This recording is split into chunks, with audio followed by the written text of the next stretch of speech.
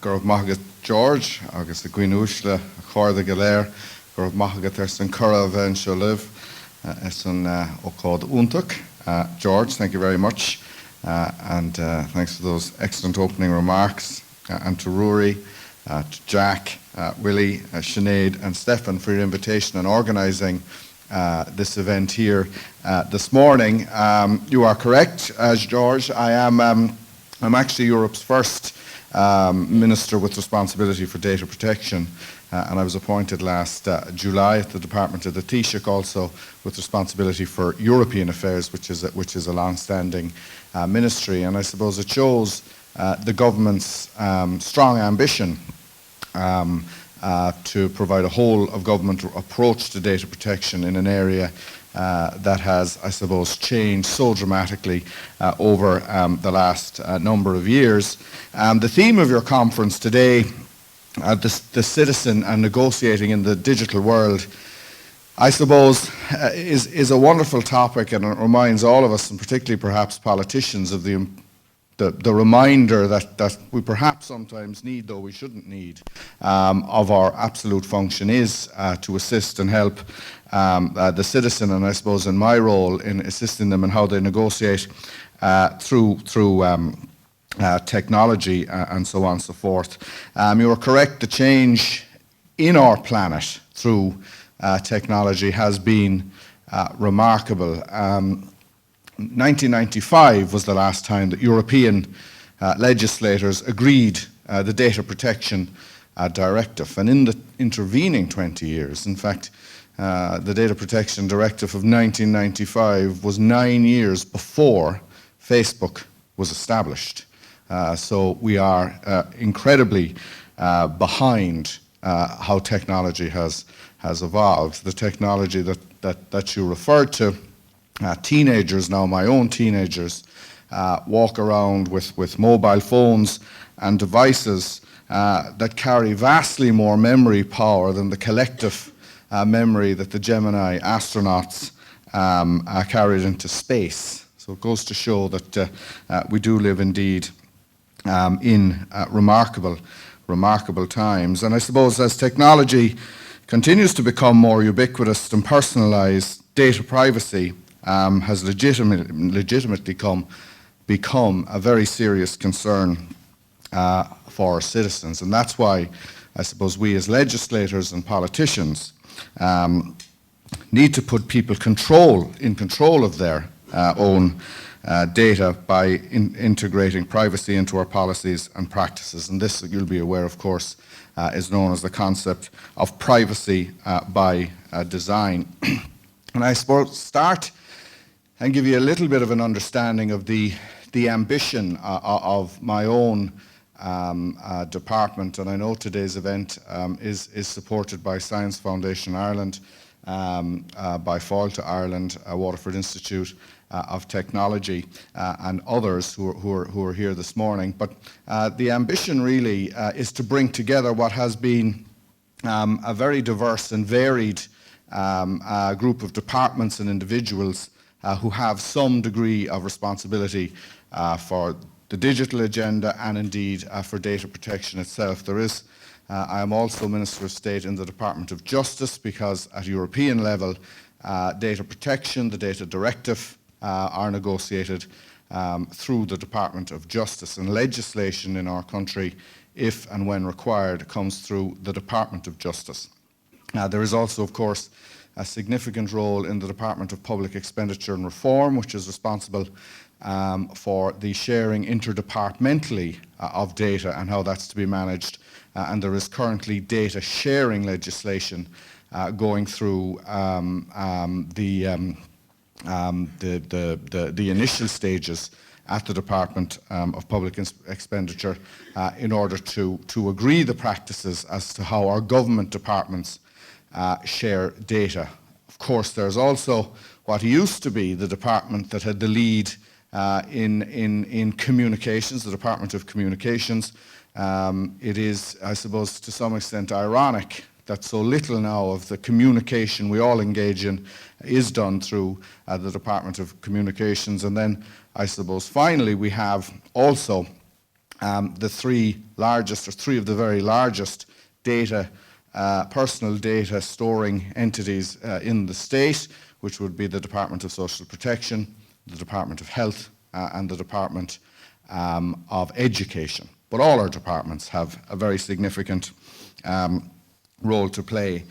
So we have designed, and you may be aware of, our new public ICT strategy, and this strategy outlines how we can operate in a more efficient, shared and integrated manner of government. But my job at the Department of the Taoiseach is to coordinate the data protection element amongst all of these departments so that we can provide a whole of government approach to data protection and the issues that it raises for our citizens. There is, of course, the parallel ambition to support then the great potential there is in the evolution of the digital world in which we are living in Ireland. And I know there are people here from Insight. I had the great pleasure of launching and being in Brussels at the launch of Insight recently. And Insight, as you'll be aware, is a collaboration in conjunction with Science Foundation Ireland of 4 or 5 of our excellent third-level institutions and also industry partners, and included, of course, they have their Magna Carta for data, and it is their ambition, and indeed our ambition, as one of the most significant research-funded projects in the history of the state, to give thought leadership in the area of data analytics, which I think there is the knowledge here in this island to give leadership, and indeed within the Magna Carta for data, of course, is the very strong principle of putting the citizen at the heart of the opportunities that can arise from data. And I know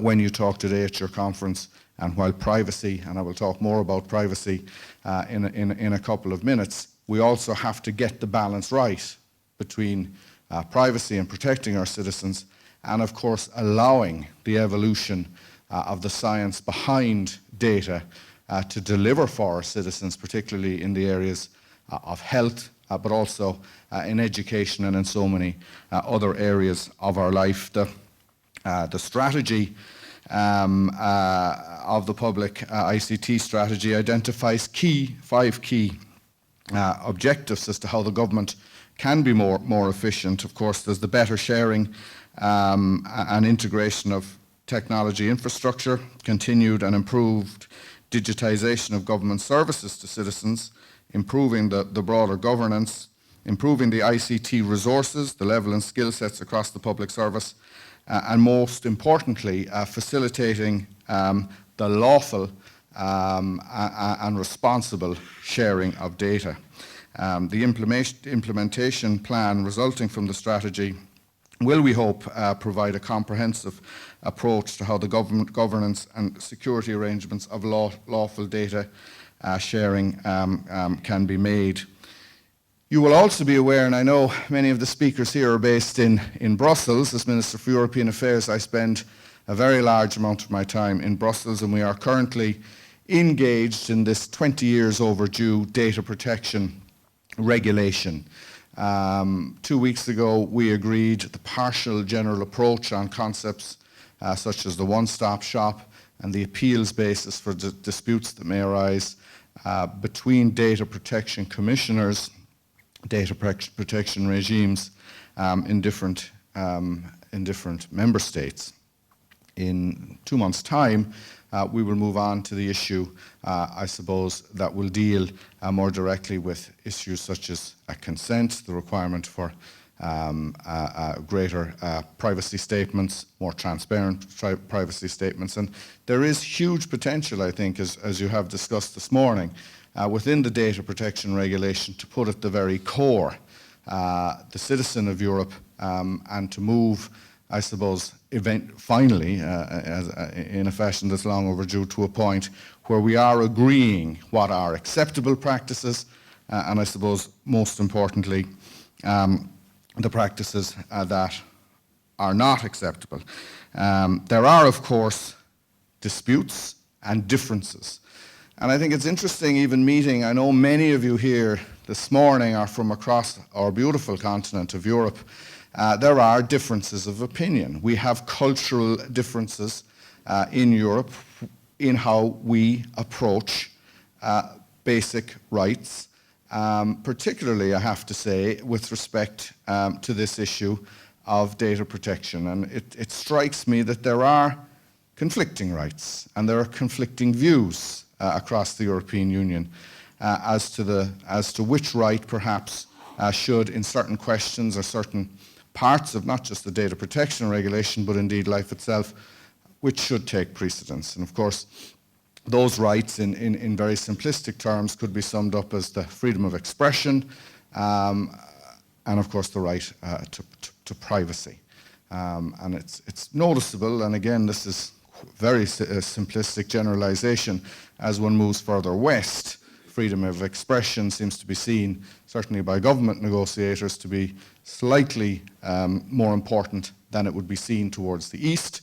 And in the east of Europe and Central Europe and indeed Eastern Europe, perhaps privacy is seen as slightly more important.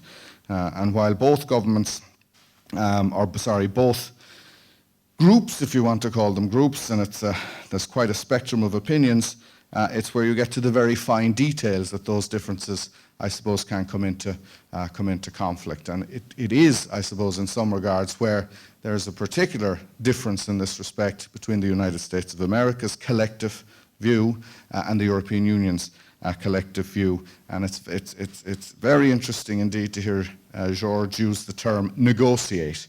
And we are trying at the moment to negotiate within the European Union. And I suppose the best thing about the European Union, or one of the best, is that Europe arrives at decisions largely by consensus. So while there can be a very ponderous and a very slow process, and certainly this data protection regulation has been exceptionally ponderous and exceptionally slow, the issues with which it's dealing are so important that I think it is worth giving very strong time and regard to how we try to get the balance correct between allowing, I suppose, the digital advantages benefit our society, protecting the very important principle of freedom of expression, of freedom of speech, protecting competition and vibrancy within an economy, while at the same time, in some instances, protecting citizens from themselves and how they overly use perhaps technology and the data and information that they put out amongst themselves and others. But it is to get that balance right. And I think the absence of strong law and regulation in Europe has given rise recently to a significant number of cases now finding their way to the European Courts of Justice. And you will be aware of many of those. Of course, the principle of the regulation is to give citizens greater control of their personal data. And I think in the main, I think the regulation is moving very well in that regard. In my own department, we have set up the interdepartmental committee, and I know some of you here this morning are from a variety of state agencies.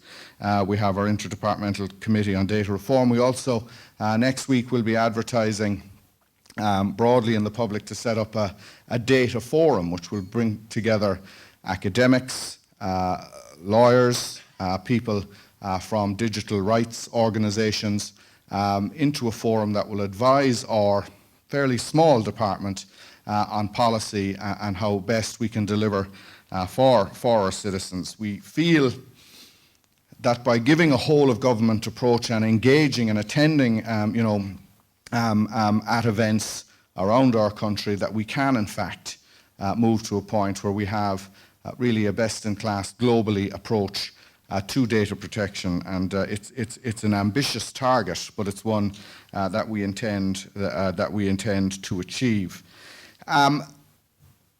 We have, I suppose, in our country been, when data protection is discussed, there is a view that perhaps across the European Union that Ireland is somehow different in how we approach data protection matters.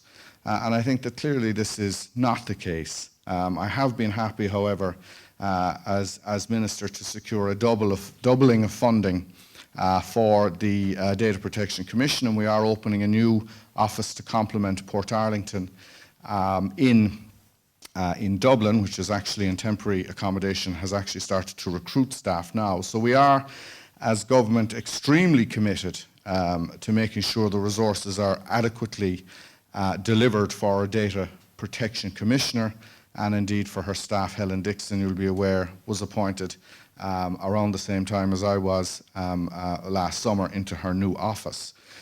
We have been operating in Europe on the basis of a data protection directive, which does allow individual member states latitude in the implementation of a European directive into their own national laws. A data protection regulation, and most of you I'm sure will know this, is completely different in that it is transposed directly into the national statute books. Therefore, there will be no latitude from our Data Protection Commissioner to arrive at decisions on the basis of different laws from her counterparts in any other part of the European Union. We have had a traditionally different approach to how we engage with citizens and business through Billy Hawkes, the previous Data Protection Commissioner, and indeed currently with Helen Dixon. It has been a process of engagement, of correcting problems where they arise, and of course our provision doesn't allow in any instance for fines to be levied outside of our court process.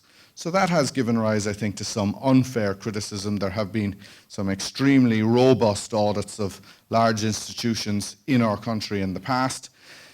It is true, we have a very large presence in our country of data companies. All of the top 10 web-born companies in the world are based here in Ireland. In fact, 29 of the top 30 digital companies, if you want to sort of have that term for them, are also based here.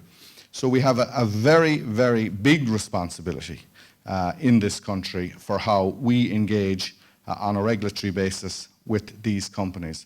Many of these companies are registered here. They are legally Irish companies. They employ Irish and European people, and they contribute significantly to the functioning of this economy and this state, and indeed the European Union state.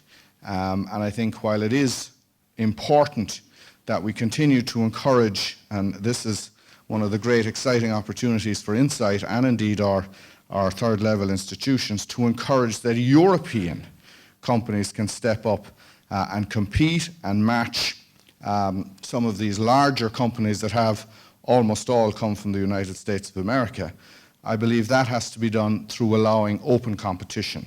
Remember, it is the people and citizens of our countries that voluntarily choose to purchase and engage with the products that have been designed and delivered by companies, as I say, that are regulated here in the European Union, that are legally based here in Europe and employ our European citizens, and indeed engage in very significant part with local indigenous companies. So again, it is about striking that balance right. The principle, though, that these companies would be regulated here in Ireland, I think we are more than capable of stepping up to that challenge. Ireland has a very strong and proud tradition, whether it is through our Director of Public Prosecutions, whether it's through our court services, or I believe in this case through our Data Protection Commissioner and Commission, in applying to the letter of the law the agreed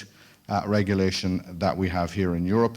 There will of course be an appeal structure in any event if data protection officers feel that a decision is incorrect, that appeal process can take place. But aside from our, I suppose, role in the regulation and encouraging businesses, particularly our own SME and Indigenous sector, I see my key role is in really encouraging our own citizens, and it's not perhaps really relevant for this audience because it is in fact the topic of your conference, and I know you all engage in this area in a professional capacity. But I see one of my main roles is in fact to speak to our young people in schools and broader civil society across this country to explain that data, personal data, is a vital human and personal resource that must be protected. It must be protected by government, and it must crucially be protected by the citizen themselves. And that awareness, I believe, is strongly not broadly known across our society, particularly by the people who use it most. The younger you get, the more digitally aware you seem to be. And again, I know that is a generalization, but broadly true. So that's why I really compliment you in having this event today. It is vital that we, all of us, at all times, keep our focus on the citizen, the benefit to our citizens of the digital age, the dangers they need to be alert to, and to educate and encourage. And in that fashion, I would like to really thank you for the invitation to come here today. We have a small unit in the Department of the Taoiseach. I know many of you are professionals and academics, and I would really welcome if you have observations, criticisms, advice to feed them into us. As I say, we're very much at the startup phase now, and I would imagine in 7 or 8 years' time there may be many ministers for data protection. There are, in fact, 2 other countries now that Belgium has just recently looked at appointing one, as in fact has Poland. So I still remain the longest-serving Minister for Data Protection in the European Union's history, all of seven months.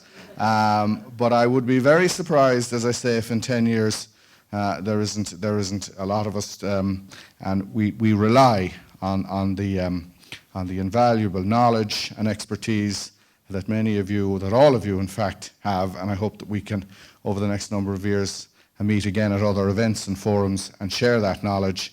We are traveling together on what is, on the one hand, a very exciting journey, on the other hand, a journey that needs to be carefully watched to make sure that the great digital advancements don't end up abusing their potential for the citizens of our country here, of the European Union, and indeed, given the role that Europe and America plays with respect to regulation and standards and principles of democracy in other areas, we actually have a role here in Europe and indeed in the America to give guidance and standards for this very fragile and precious planet we all share together. So thank you very much. I wish you the very best for the rest of the day, and it's been a pleasure to be here with you. Gurma.